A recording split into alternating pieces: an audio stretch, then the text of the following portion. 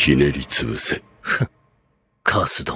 E aí, meus queridos e queridas, este que vos fala é Libélula Radioativa, amante da série Souls, mas nunca joguei Demon Souls. Hoje estou aqui para falar com vocês sobre Shumatsu no Valkyrie, mais especificamente se o elenco do torneio fosse com apenas personagens femininas. Decidi criar esse vídeo há um tempão porque eu me sinto levemente incomodado com o fato de não termos personagens femininas no elenco original do torneio, e também fiquei ainda mais inspirado graças ao comentário desse esplêndido ser humano que teve em um dos meus vídeos. Enfim, finalmente saiu e tô aqui e vamos lá. Como sabemos, o torneio de Shumatsu é 13 contra 13, 13 mulheres representando a humanidade e 13 deusas representando as divindades. Primeiro eu vou falar sobre as mulheres das quais escolhi para nos representar. Obviamente não vou falar sobre tudo a respeito delas, porque não quero que esse vídeo seja gigantesco. Eu vou deixar muita coisa de fora, vou deixar vários detalhes de fora, porque não quero me prolongar muito, e também quero instigar vocês a procurarem pesquisar mais sobre tais mulheres que existiram na vida real. Enfim, vamos começar.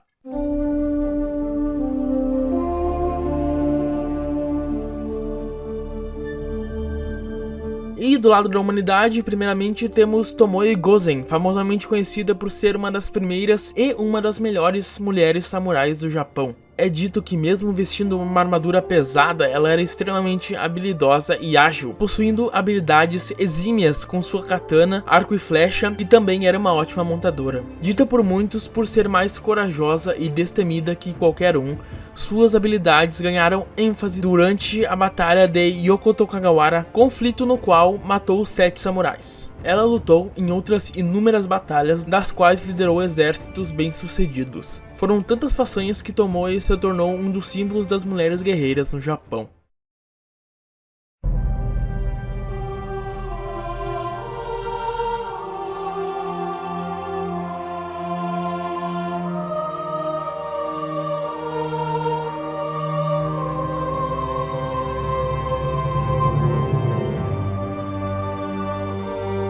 De camponesa a comandante do exército francês inteiro, Joana d'Arc lutou pela França como uma guerreira cristã até o fim da sua vida. Joana ficou gravada na história como a cavaleira francesa que se tornou a primeira pessoa a comandar o exército de uma nação inteira com apenas 17 anos de idade. Com sua armadura e espada, ela defendeu sua nação com orgulho, fé e honra, libertando a cidade de Orleans do cerco britânico em apenas 9 dias, provando suas habilidades de liderança e estratégia, além de possuir outras inúmeras vitórias ao longo da Guerra de 100 Anos. Infelizmente, sua vida foi tirada pela própria igreja que supostamente servia o mesmo Deus que ela tanto amava. Acusada de bruxaria, heresia e possessão demoníaca, Joana, abandonada pela própria nação que tanto serviu, foi queimada viva em praça pública pelos ingleses com apenas 19 anos de idade.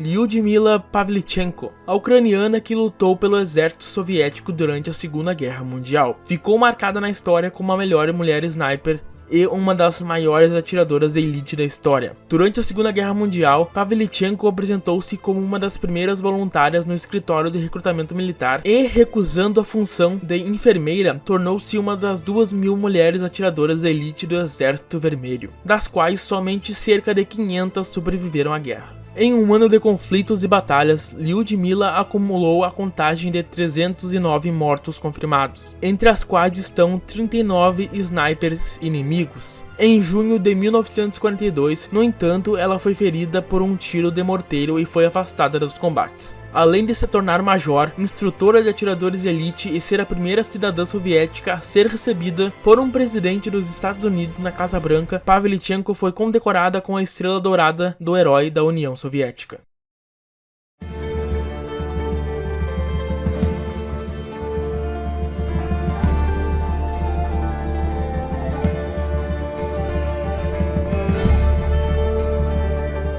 Bom, ela não é uma cavaleira ou uma guerreira, mas se na lista original do mangá tem um vidente farmacêutico e um monge barbudo, acho que também tenho o direito de colocar essa mente brilhante da ciência na minha lista, né? Enfim, Curie foi uma física e química polonesa que conduziu pesquisas pioneiras sobre radioatividade. Ela foi a primeira mulher a ganhar o prêmio Nobel, sendo também a primeira pessoa e a única mulher a ganhá-lo 2 vezes, além de ser a única pessoa a ser premiada em 2 campos científicos diferentes. Ela também foi a primeira mulher a se tornar professora na Universidade de Paris em 1995. Se tornou também a primeira mulher a ser sepultada por seus próprios méritos no Panteão de Paris. A descoberta mais importante de Maria foi a descoberta da radioatividade, o que levou à invenção do raio-x móvel, que foi usado durante a Primeira Guerra Mundial. Maria também descobriu os elementos radioativos polônio e rádio, e desenvolveu técnicas que permitem isolar isótopos radioativos.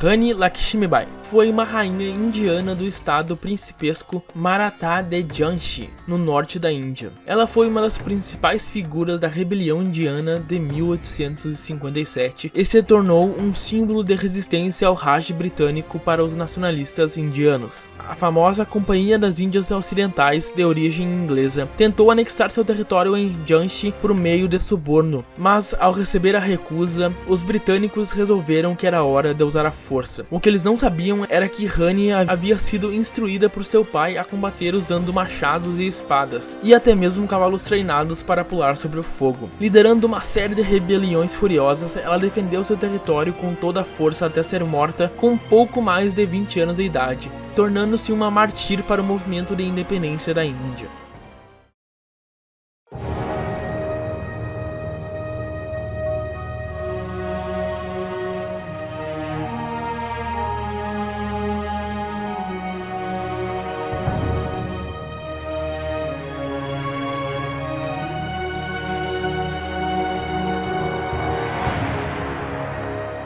Qing Shi foi uma importante pirata que atuou durante a metade da dinastia Qing, na China, aterrorizando o mar da China no início do século XIX. Ela comandou pessoalmente mais de 300 juncos tripulados por 20.000 a 40.000 piratas, homens, mulheres e até crianças. Guerreou com os impérios da época como o Império Britânico, o Império Português e a dinastia Qing. A frota da Bandeira Vermelha, sob o comando da Qing Shi, não podia ser derrotada, nem pelos oficiais da dinastia Qing, nem pela marinha portuguesa e nem pela britânica. Em 1810, o governo chinês ofereceu anistia a todos os piratas, e Qing Shi aceitou, encerrando sua carreira naquele mesmo ano. Ela foi uma das poucas capitãs piratas a se aposentar da pirataria e morreu de velhice aos 69 anos. E ficou marcada na história como a pirata, homem ou mulher, mais bem sucedida da história.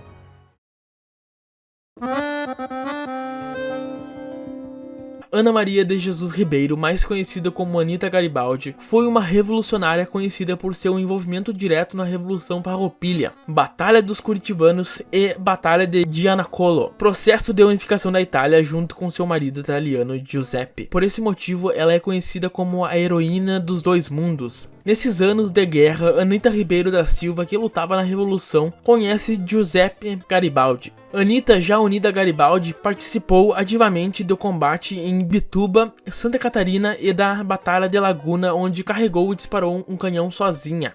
Durante a Batalha de Curitibanos, Anita foi capturada pelas tropas do Império, grávida do seu primeiro filho. Lá, ela foi informada que seu marido havia sido morto. Inconformada, ela se libertou e conseguiu fugir a cavalo, saindo à sua procura. Já na Itália, Anita acompanha o marido nas lutas para a unificação do país, como na Batalha de Giannacollo, demonstrando sua grande bravura.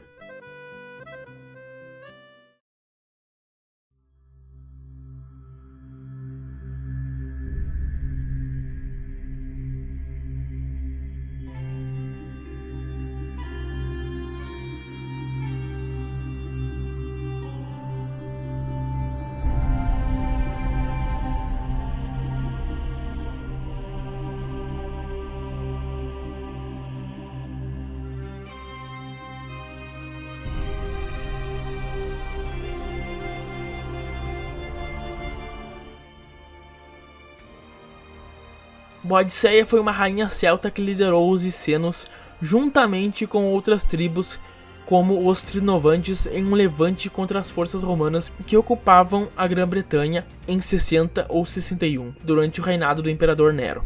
Quando o rei Norfolk, no norte da Inglaterra, morreu em batalha, ele declarou que seu reino deveria ser governado por sua esposa Boadicea e suas filhas, mas os romanos não respeitaram sua decisão e tomaram controle total, açoitando a rainha e estuprando suas filhas. Revoltada, Boadicea liderou uma rebelião contra as forças de ocupação do Império Romano. Sob suas ordens, o exército popular obteve diversas vitórias contra Roma e chegou a destruir completamente a cidade de Colchester. Relatos de romanos afirmam que as forças britânicas não faziam prisioneiros, executando todas as pessoas que encontravam em seu caminho.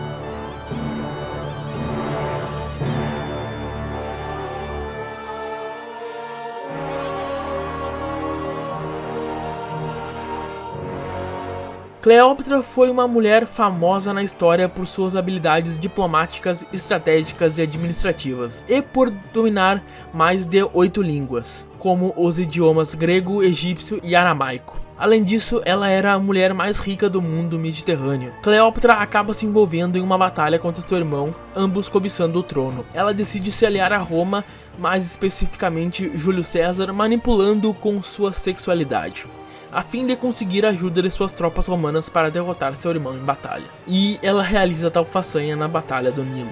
Após a morte de Júlio César, ela simplesmente pega seu filho que teve com ele e volta para o Egito, continuando seu reinado como rainha. A história dela não acaba por aí e eu sugiro que vocês pesquisam sobre porque é bem interessante. Esposa do samurai Mochizuki Nobumasa Mochizuki Chiomei, frequentemente ficava aos cuidados do senhor feudal Takeda Shingen, enquanto seu marido estava liderando forças em batalhas. Quando ficou sabendo que Nobumasa havia morrido em combate, e sabendo dos rumores de que sua protegida seria descendente do clã ninja de Koga, o senhor feudal deu uma missão especial para a viúva. Chiomei ficou responsável pelo recrutamento e treinamento de uma rede secreta de kunoites, mulheres ninjas, que agiriam como agentes secretas. Além de entregarem mensagens codificadas para aliados do senhor feudal, elas eram responsáveis para obter informações sobre adversários, seduzi-los para se aproximar deles e, quando necessário, assassiná-los. Pouco tempo depois, acredita-se que a rede oculta de ninjas femininas chegou a contar com algo entre 200 e 300 membros. Sob ordens da sua líder, a organização serviu ao senhor feudal até sua misteriosa morte em 1573. Chiomei ficou tão famosa que se tornou uma espécie de ícone cultural no Japão.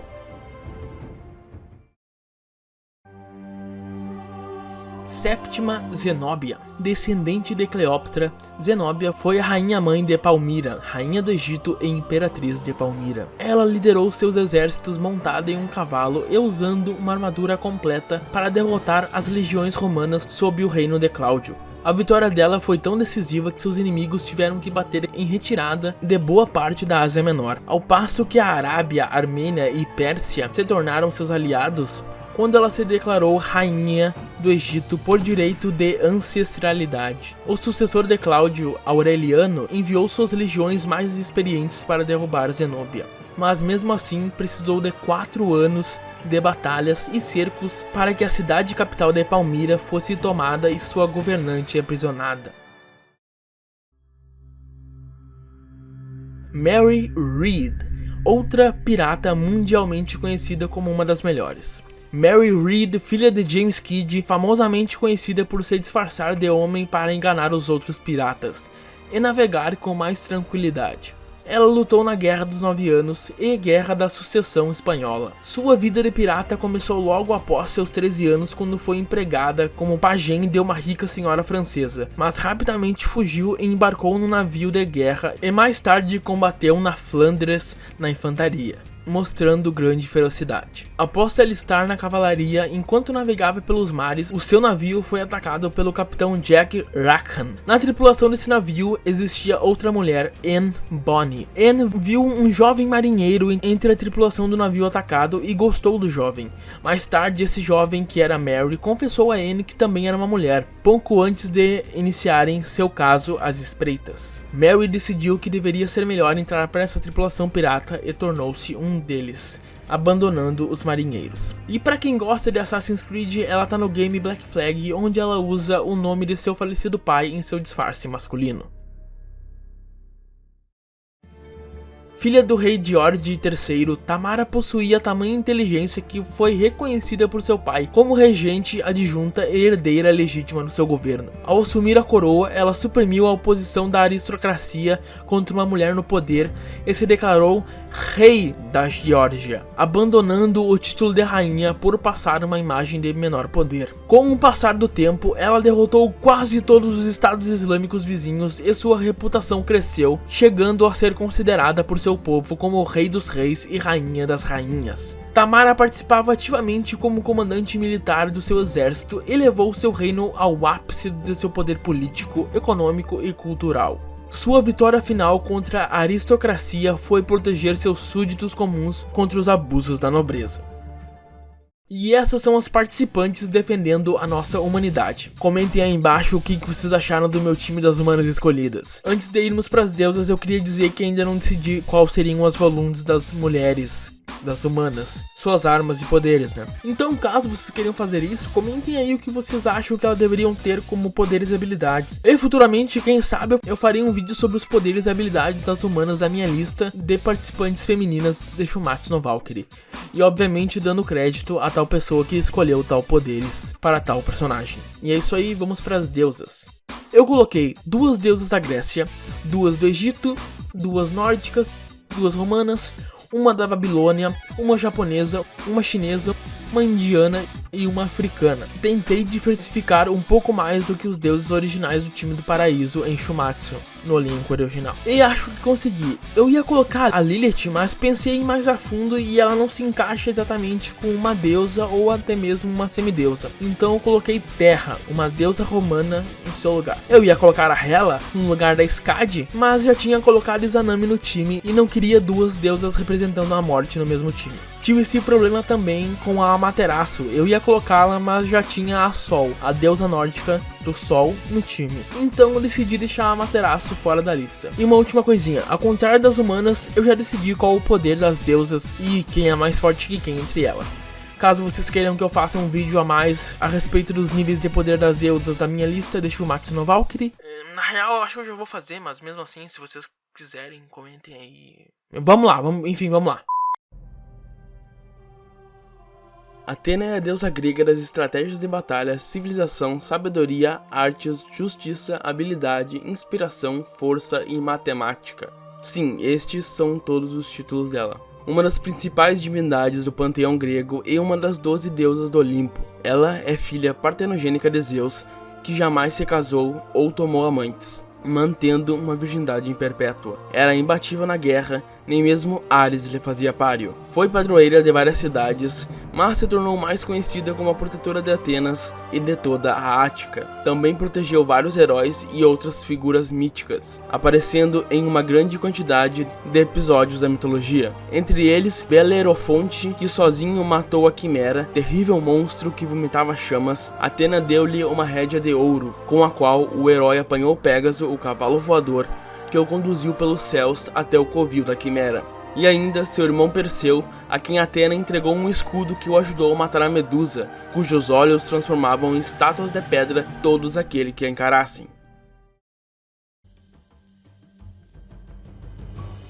Yansan, deusa da mitologia Yoruba, Yansan é o orixá dos ventos e raios, comandante das tempestades e dos espíritos dos mortos. Yansan quer dizer a mãe do céu rosado ou a mãe do entardecer. Era como ela era chamada, pois diziam que ela era radiante como o entardecer. Yansan é filha de Iemanjá e Oxalá, e irmã de Oxum, Obá e Oxóssi, conhecida por ser uma divindade de fogo, talvez referente ao seu temperamento agressivo, o mais agressivo dentre todos os outros orixás. Deusa da maternidade, nascimento, magia e ressurreição. Ela é uma das principais divindades da mitologia egípcia e a deusa mais forte do seu panteão. Uma jornada lendária para ressuscitar seu marido assassinado a tornaria uma salvadora. Do deus da terra e da deusa do céu, Isis nasceu, e ela era uma deusa por seus próprios méritos. Amada por ricos e pobres, campeã dos pecadores e escravos, artesãos e aristocratas. Isis e seu marido Osíris governaram o Egito, símbolos de ordem e justiça, e conduziram seu reino à verdadeira prosperidade. Mas Osíris tinha seu irmão Sete, que nutria ciúme e malícia e buscava usurpar o seu trono. Para ele, só assassinato não era o suficiente. Sete esquartejou Osíris e lançou seus pedaços pelo Egito. Fugindo da ira de Sete, Isis viajou pela terra em segredo, recolhendo os restos mortais do seu marido. Ela consegue reunir todos os membros do seu marido, com exceção do genital masculino, trocado por um órgão de ouro. Após isso, ela convocou os poderosos poderes de sua magia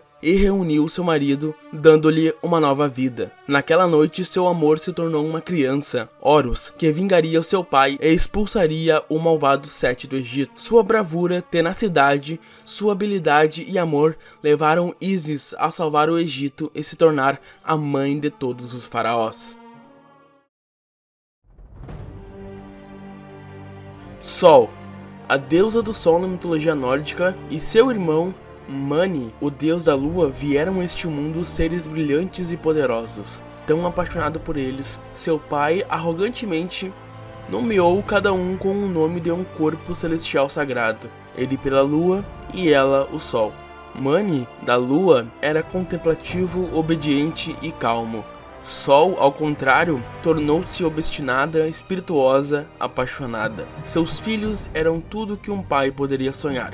Mas Odin e a sua Laia não ficaram satisfeitos. Pela arrogância de um pai, Mani e Sol foram punidos. Para o céu eles foram enviados, cada um para conduzir a carruagem que arrastava o Sol e a Lua.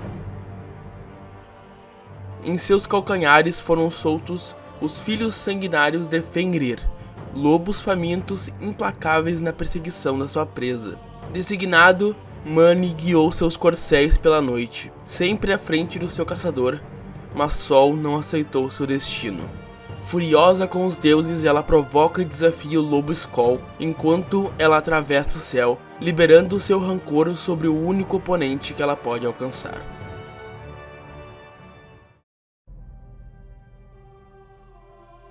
Discórdia, uma vez conhecida entre os gregos como Eris, a maligna deusa do conflito, Discórdia ansiava por libertar todo o seu potencial, para desvendar as fundações dos mortais e divindades que a odiavam. Ela encontrou essa oportunidade por meio da vaidade de outras pessoas. Conquistando uma maçã dourada, Eris a lançou. Nela liam-se as palavras: para a mais bela, uma frase que colocaria Atena, Hera e Afrodite uma contra a outra. Uma frase que levaria Paris a sequestrar a esposa de Menelau, Helen. Uma frase que iria inflamar a guerra de Troia. À medida que o caos girava, as cidades desmoronavam, enquanto os heróis gregos e troianos caíam nas lâminas uns dos outros, e os deuses passavam a odiar uns aos outros. Por fim, a guerra de Troia atingiu o auge e Eris se uniu ao mortal Eneu. Ela o guiou com segurança de Troia através do mar e da selva, até o lugar onde uma nova nação seria construída. Aqui, Eneu fundou Roma,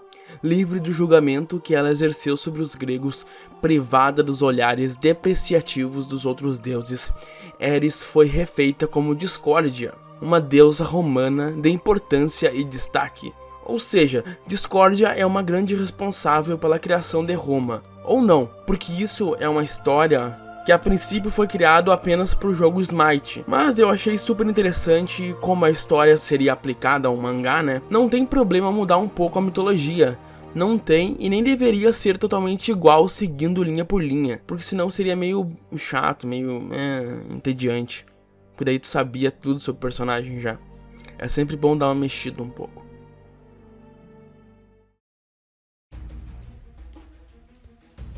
Tiamat. Tiamat é a deusa dragão do oceano salgado e dos monstros. Junto de Apsu, associado à água doce, eles desenharam as águas primordiais da criação. E dessas águas vieram todas as coisas.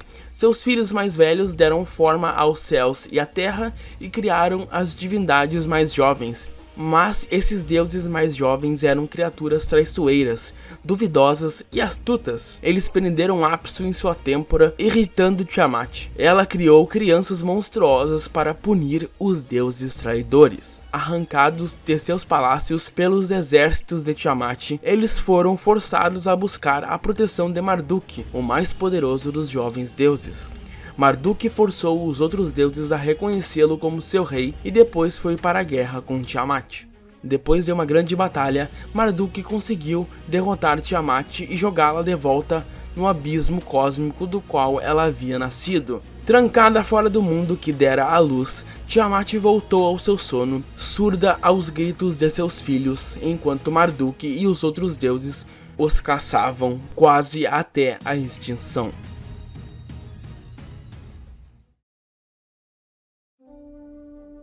Izanami. Izanami, a deusa da criação e da morte. Após criar o mundo ao lado de seu marido Izanagi, Izanami deu à luz ao deus do fogo Kagutsuchi. Sua pele ardente queimou a sua carne e ela faleceu. Para resgatar sua alma, Izanagi viajou para o Yomi, o reino das trevas e da morte. Através do labirinto das trevas ele procurou até que a finalmente encontrou, escondida nas sombras. Ele implorou que ela voltasse. Ela não podia, pois já havia comido a fruta que crescia em Yomi. Tomado por um pressentimento, Izanagi acendeu uma tocha e pôs os olhos em sua esposa. Não mais a bela, elegante e graciosa que ela era.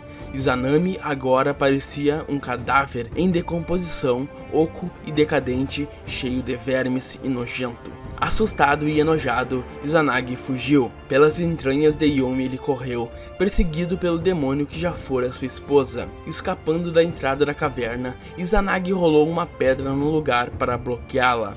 Selada por dentro, traída e amaldiçoada, consumida por uma raiva furiosa, Izanami jurou 1000 vidas ela tiraria a cada dia, 1000 para poder pagar pela promessa quebrada que ele fez.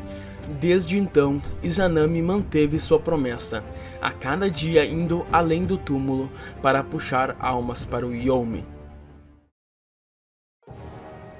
Nua é a deusa na mitologia chinesa que criou a humanidade. É muito poderosa, metade humana e metade serpente. Ela é associada à chuva, poças de água, lagos, lagoas e outros lugares onde as águas param e são povoadas por criaturas anfíbias e peixes.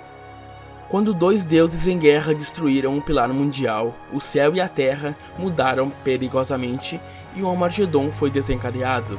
Nua, a guardiã do céu e da terra, fazia à mão todas as pessoas de barro. Eles eram suas criações, seus filhos, sua responsabilidade.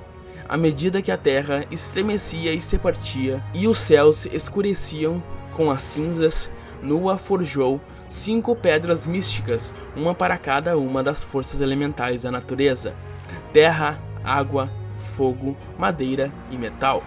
Com o poder dessas pedras, ela matou uma tartaruga gigantesca, cortou suas pernas e correu para o pilar mundial quebrado. Uma perna ela usou para sustentar os céus no alto e com as pedras elementais ela os selou no lugar.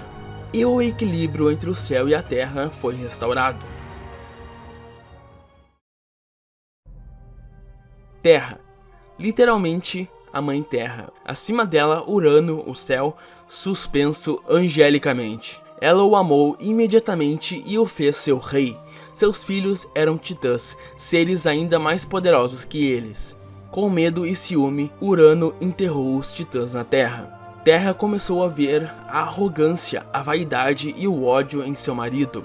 Conspirando com seus filhos, ela os libertou e derrubou Urano. O mais jovem dos titãs, Saturno, governou a seguir. Terra não poderia ter ficado mais orgulhosa, mas as profecias afirmavam que Saturno seria derrotado por seus filhos, assim como Urano. Para evitar isso, Saturno consumiu sua prole, todos menos um. Júpiter escapou.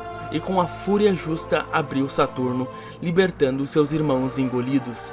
Violentamente eles derrotaram os titãs, os filhos da Terra, e reivindicaram o mundo como seu. Lamentando pelas crianças que perdeu, Terra dormiu e as eras se passaram.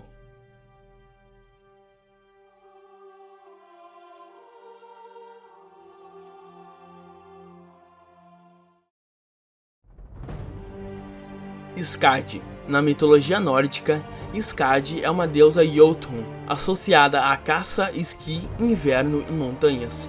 Filha do Jotun Thiazi, Skadi é a deusa do inverno, caça e montanhas. A lenda diz que após a morte do seu pai, que fora assassinado graças a mais uma peripécia de Loki, Skadi decidiu vingar-se dos Aesir, chamando-os para um combate, que logo fora recusado por não serem capazes de atacar uma jovem mulher. Decidem então dar um dos seus homens para casar-se com a jovem Jotun, como forma de selar um acordo de paz. Sob a condição de que sua escolha deveria ser aleatória, os pretendentes tiveram seus corpos cobertos, ficando apenas com seus pés para fora. Skadi escolhe então os pés que mais lhe agradam, erradamente pensando ser os de Balder. Na verdade, eram de Njord, o deus Vanir dos mares. A união entre os dois não durou, pois Skadi, como uma deusa das montanhas, não conseguiu adaptar-se à vida nas costas oceânicas, assim como Njord não conseguiu se adaptar às montanhas. Com a constante mudança de lares, foram criadas as estações do ano. Do casamento de Skadi e Nord nasceram Freya e Frey. Kali, a deusa da destruição e matadora de demônios na mitologia hindu, que no mangá de Shumatsu foi transformada numa personagem fofinha e tímida. Ficou bem ridículo. Porque a Kali é uma das deusas mais sanguinárias e violentas que existem. Mas para falar da Kali, temos que falar de Devi. Entre as majestosas terras do Hindustão, ergueu-se um exército de demônios que conquistou os campos e massacrou o povo. No entanto, quando os próprios deuses foram derrotados, Devi, a deusa suprema, emergiu para repelir os demônios e proteger os fiéis. 3 formas ela assumiu durante esses tempos antigos. A primeira, Durga, a mãe da criação, montada em seu tigre, ela dizimou a horda de demônios até que encontrou o horrendo Raktabija. Para cada ferimento que ela deu ao demônio, seu sangue amaldiçoado criou uma cópia, resultando rapidamente em um exército imparável de clones dele. A raiva ferveu nos cantos da mente de Durga, na busca para massacrar e destruir o mal. Da testa de Durga surgiu uma forma furiosa, com a pele escurecida e os olhos brilhando em um vermelho assustador. Assim era Kali, a negra, deusa do tempo e da destruição, a segunda forma de Devi. Raramente, Kali foi vista desde então, mantida nas sombras, no fundo da mente de Devi.